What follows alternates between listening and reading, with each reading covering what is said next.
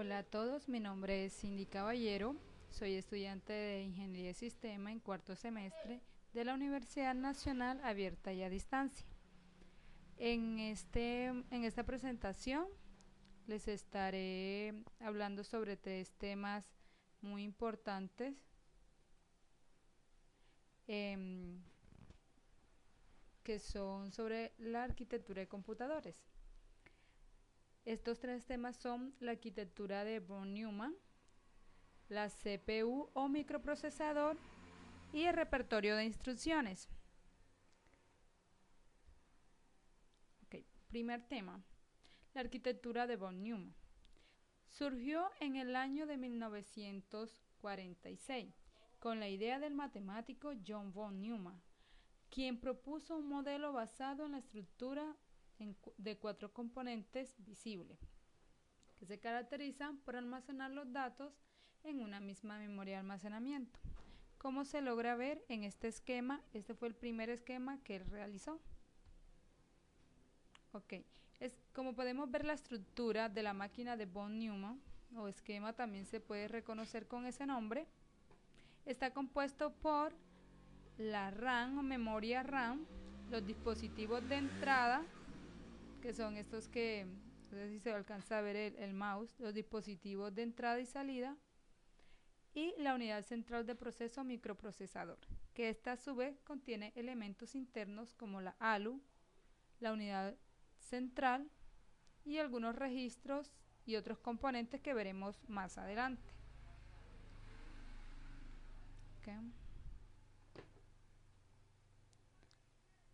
Bueno, dentro de los componentes de la arquitectura de von Neumann tenemos la memoria RAM o unidades de almacenamiento.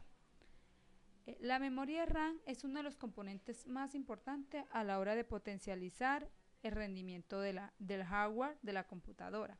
Se podría decir que es una tabla que contiene la dirección o lugar donde están ciertos datos y el contenido propio de los datos. La memoria dispone de un registro de dirección y un registro de datos.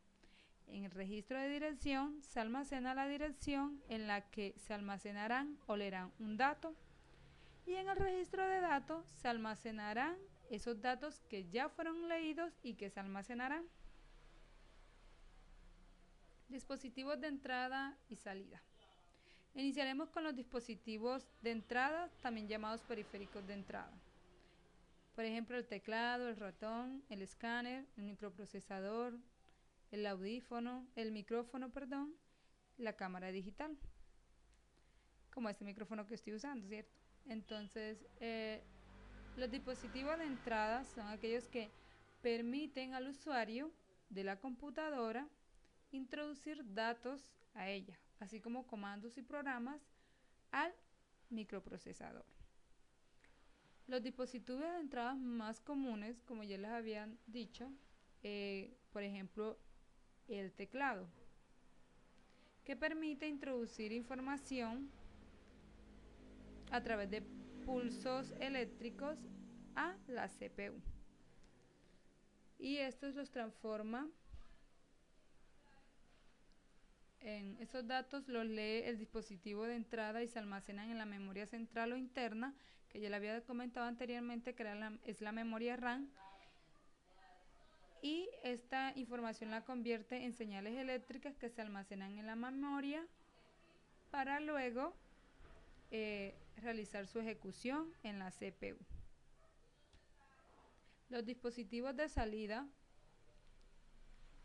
son aquellos que permiten ver al usuario los resultados ya realizados manipulados por la computadora. Es decir, los dispositivos tanto de entrada como de salida son un medio de comunicación, son como un traductor, ¿sí? Traduce un idioma de la máquina a un idioma que entienda el usuario, y viceversa. Estos, dependiendo al tipo de dispositivo, estas señales que ingresan o salen pueden ser, pues por lo menos las que salen pueden ser en forma de sonido, en imágenes o en letras, luz, dependiendo. En el tema número 2 que le había comentado, que son 3 temas que voy a estar comentándoles o charlando acerca de estos 3 temas. En el punto número 2 tenemos la CPU. La CPU, como ya habíamos hablado, se encuentra aquí, ese esquema que se ve ahí, con unos punticos. Esa es la CPU. Como le dije, hace parte de la estructura de la máquina propuesta por von Neumann. De ella vamos a hablar todos esos elementos internos que se pudieron observar allí. Ok, entonces la unidad central de proceso o microprocesador es la unidad encargada de controlar y gobernar todo el sistema que comprende la computadora. La CPU consiste en un circuito integrado conformado por millones de transistores que están diseñados para poder procesar los datos y controlar la máquina o el hardware de la máquina.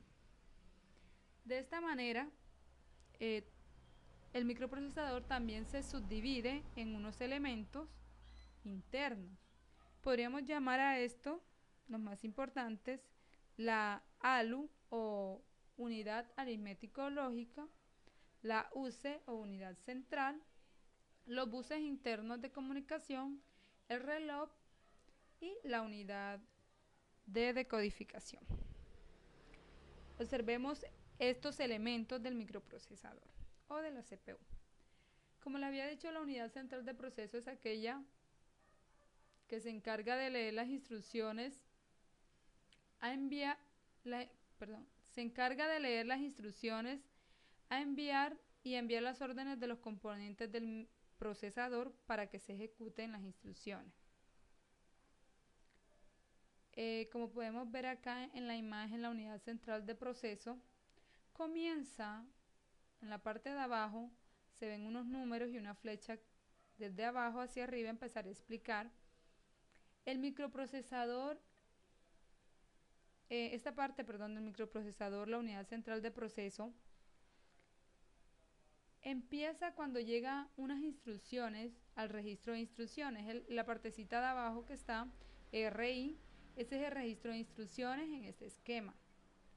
Llega como una cadena de bits, que como ya saben es en código binario 0 y 1, y posteriormente son pasados al decodificador, el cual interpreta las instrucciones a realizar y cómo se deben de actuar en los componentes del microprocesador para llevarlo a cabo. El secuenciador es el que envía las microórdenes marcadas por el reloj. Y este es en sí como los pasos generales. Se pueden manejar varios tipos de funciones, pero por el tiempo trato de que los 3 puntos se puedan tocar en menos de 10 minutos. La unidad aritmético-lógica. La ALU, por sus iniciales, ejecuta la instrucción y coloca los resultados en registro o en memoria. Dado que la ALU depende de solo si se van a realizar operaciones matemáticas como suma, resta, división, multiplicación, o lógica de comparación, OR, AND, depende de ella y recibe las instrucciones luego de que estos pulsos hayan pasado por la unidad central.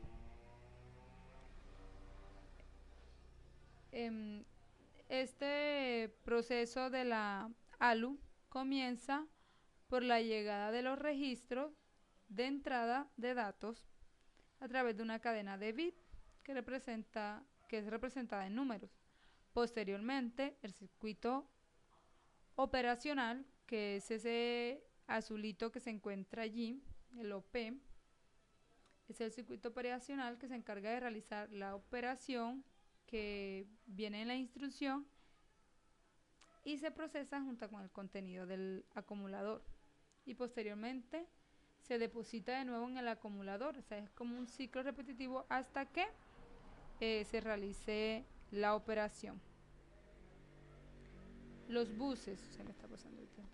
Los buses, bueno, como todo es la vía de comunicación para los elementos de la CPU. Estos son de tres tipos. Los buses de datos que permiten el intercambio de datos, los buses de instrucciones que transmite la dirección de memoria que van a ser usadas desde la CPU para poder seleccionar los datos que van a ser usados, y los buses de control que transportan las órdenes generadas por la CPU para controlar los diversos procesos de la máquina. Y como tercero y último tenemos el repertorio de instrucciones, que es dado en un lenguaje ensamblador que expresa las instrucciones de una forma más natural al hombre, a la vez que más cercana al microprocesador, ya que cada una de estas instrucciones corresponden a código de máquina. El lenguaje ensamblador trabaja con mnemónicos, que son un grupo de caracteres alfanuméricos que se simbolizan en órdenes o tareas a realizar. La traducción de estos códigos o simbologías de código de máquina son entendibles por el microprocesador y son llevados a cabo en el programa ensamblador. Este programa ensamblador puede ser, bueno, hay muchos, ahorita más adelante voy a tratar de decírselo. El lenguaje ensamblador denomina este código fuente como ASM. Aquí podemos ver un diagrama o una imagen en la cual se puede ver claramente cómo funciona estos repertorios, estas instrucciones. En primer lugar tenemos el programa ensamblador, que tiene un lenguaje ensamblador. Tenemos un compilador, que es el que se encarga de traducir el lenguaje de máquina, y la CPU o el microprocesador y la memoria RAM. En la ALU, aquí en el microprocesador se pueden ver una serie de registros, registros de estado, registros de uso general, registro de segmento y registro de puntero. Cada uno aquí en el video, pues como lo pueden darle en stand-by, y allí se encuentra explicado todos claramente. Y bueno, y acá también se les explica cada uno de estos registros.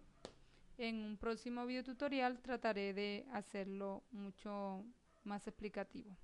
Muchas gracias. Recuerden que les habló Cindy Caballero del curso de arquitectura.